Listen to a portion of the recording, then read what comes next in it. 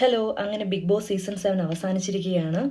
അർഹതപ്പെട്ട ആൾക്ക് തന്നെ കപ്പ് കിട്ടിയിട്ടുണ്ടെന്ന് നമുക്ക് പ്രതീക്ഷിക്കാം.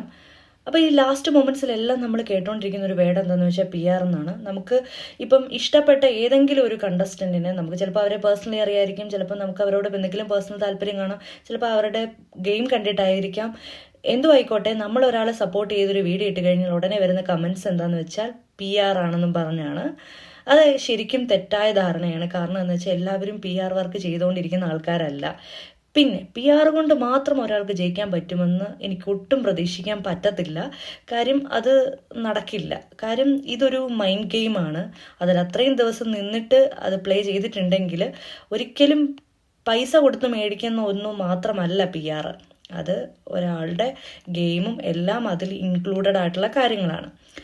അപ്പോൾ അങ്ങനെയാണെങ്കിൽ ഇനിയിപ്പോൾ എലക്ഷൻ വരുന്നുണ്ട്, ഇപ്പോൾ എലക്ഷൻ പ്രചാരണങ്ങൾ നടത്തുന്നുണ്ട് സോഷ്യൽ മീഡിയയിലും അതുപോലൊക്കെ. അപ്പോൾ അതെല്ലാം PR വർക്കാണ്. അപ്പം നമ്മൾ PR നോക്കി മാത്രമാണ് ഒരാൾക്ക് വോട്ട് ചെയ്യുന്നത് എലക്ഷന്. അങ്ങനെ ജയിച്ചിട്ടുള്ള എല്ലാ ആൾക്കാരും PR കൊണ്ട് മാത്രം ജയിച്ചിട്ടുണ്ടെന്ന് പറയാൻ പറ്റും? ഒരിക്കലുമില്ല. നമുക്ക് പേഴ്സണലി അടിസ്ഥാനത്തിലാണ്. എത്രയോ സിനിമ മൂവീസ് റിലീസ് ചെയ്യുന്നു, അതിന് പ്രൊമോഷൻസ് വർക്കുകൾ ചെയ്യുന്നുണ്ട്, അങ്ങനെ എന്തൊക്കെ ഓൺലൈൻ ബ്രാൻഡുകളാണുള്ളത്. അപ്പോൾ അതെല്ലാം കൈൻഡ് ഓഫ് മാർക്കറ്റിംഗ് ആണ്. അതൊരിക്കലും എല്ലാം PR ആകുന്നില്ല.